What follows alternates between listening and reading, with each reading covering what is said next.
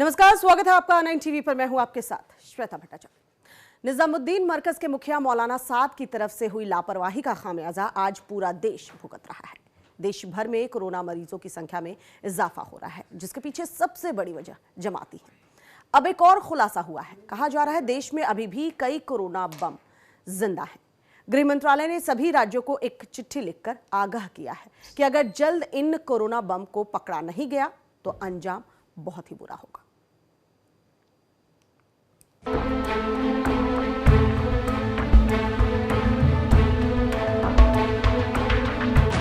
पहले जमात की जाहिलियत, अब रोहिंग्या से कोरोना की आफत। कोरोना वर्सेस भारत की जारी है लड़ाई। जमात के बाद अब रोहिंग्या वाली मुसीबत आई। पहले 4000 से ज्यादा जमाती कोरोना संक्रमित थे और अब रोहिंग्याओं के संक्रमण का खतरा। देश में बढ़ते कोरोना के मामलों के पीछे जमातियों का हाथ बताया जा रहा था। अब इस कड़ी में रोहिंग्या मुसलमानों का भी नाम शामिल होने जा रहा है। कोरोना काल में गृह मंत्रालय ने एक ऐसे कनेक्शन का खुलासा किया जिससे देश की नींद उड़ गई है। वायरस के खिलाफ पूरा देश लड़ रहा है। केंद्र सरकार और राज्य सरकारें वायरस से निपटने के लिए हर संभव कोशिश में हैं। वायरस को रोकने के लिए लाख कोशिशों के बावजूद देश में कोरोना के मामले तेजी से बढ़ रहे हैं। ऐसे वक्त में गृह मंत्रालय ने सभी राज्यों को एक चिट्ठी लिखी है जिससे कोरोना को हराने की कोशिशों को जोर का झटका लगा है। चिट्ठी में सभी राज्यों के चीफ सेक्रेटरीज, डीजीपी और दिल्ली के पुलिस कमिश्नर को लिखी ये चिट्ठी जिसमें खुलासा किया गया रोहिंग्या मुसलमान तबलीगी जमात के धार्मिक कार्यक्रमों में शामिल हुए थे।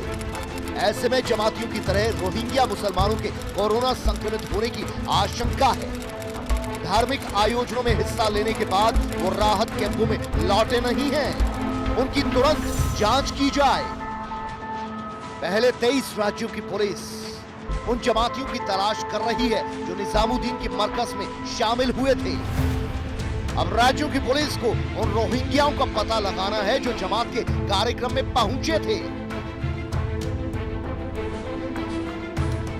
यकीनन राज्य सरकारों के लिए रोहिंग्याओं को ढूंढना आसान नहीं होगा।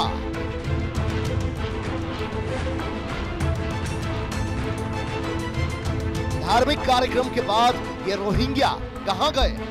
ये सब राज्य में छुप गए, किसी को कोई जानकारी नहीं।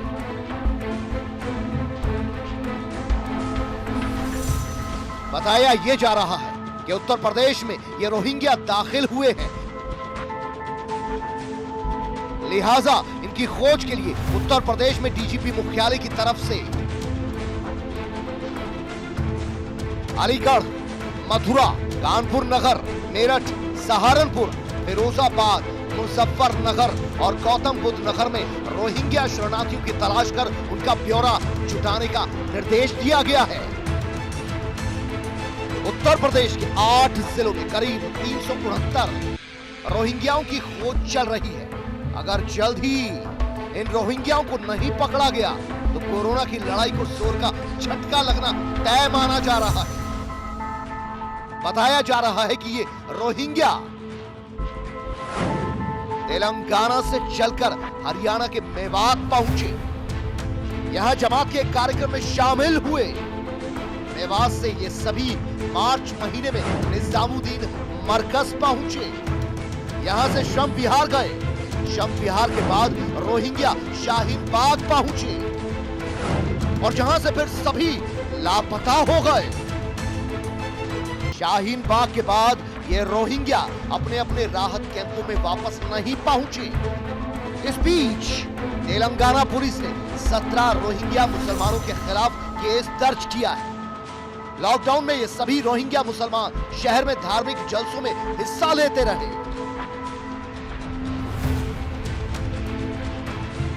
इनमें 2 लोग जम्मू कश्मीर के, 4 सदस्य मेवात से हैं।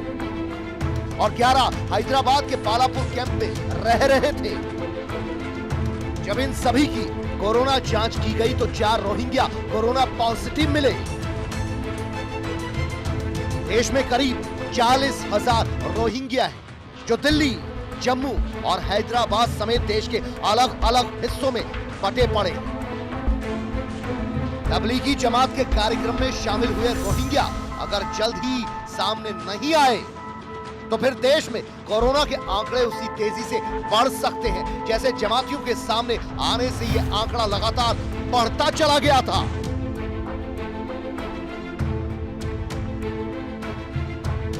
Bureau report, R9 TV, Uttar Pradesh, Uttarakhand.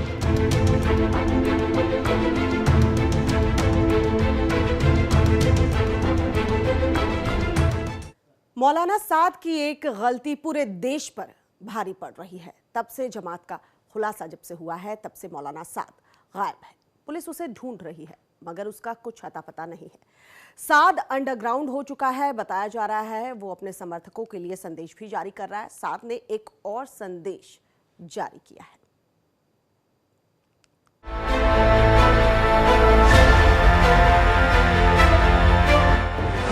कानून के डर से खौफ में मौलाना, डर के मारे मौलाना ने बदले अपने सुर।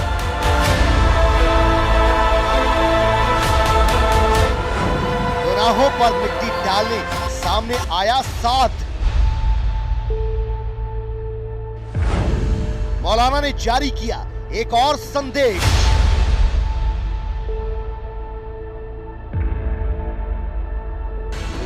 भारत को मौत बांटने वाला मरकज का मुखिया मौलाना साद पुलिस से डरा हुआ है। कानून की बेड़ियों से घबराया हुआ है। मौलाना भले ही पुलिस की गिरफ्त से बाहर हो मगर वो पल पल खौफ में है।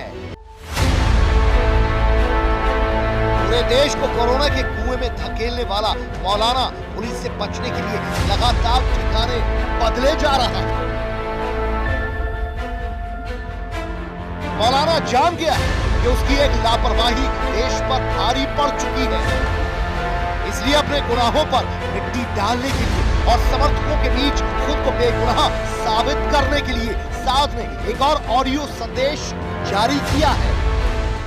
मेरे अजीज दोस्तों और बुजुर्गों भाइयों, हर खैर और शर का अल्लाह ही खालिक और मालिक है।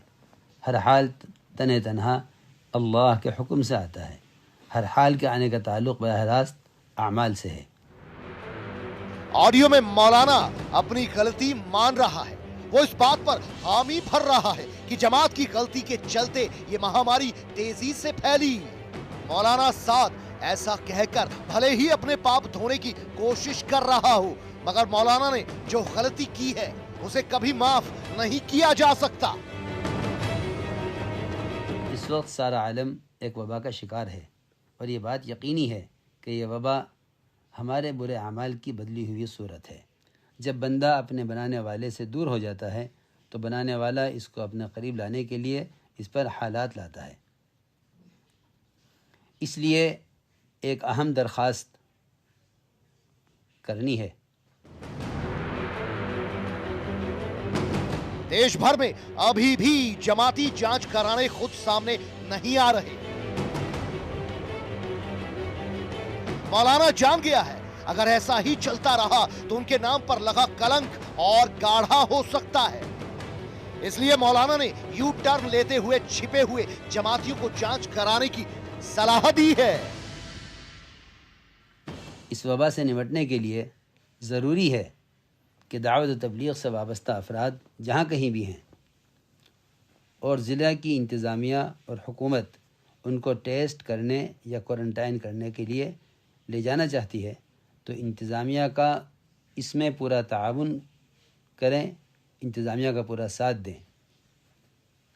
किसी भी बीमारी का इलाज करना इंतहाई ज़रूरी है, इसलिए इसका एहतमाम करें।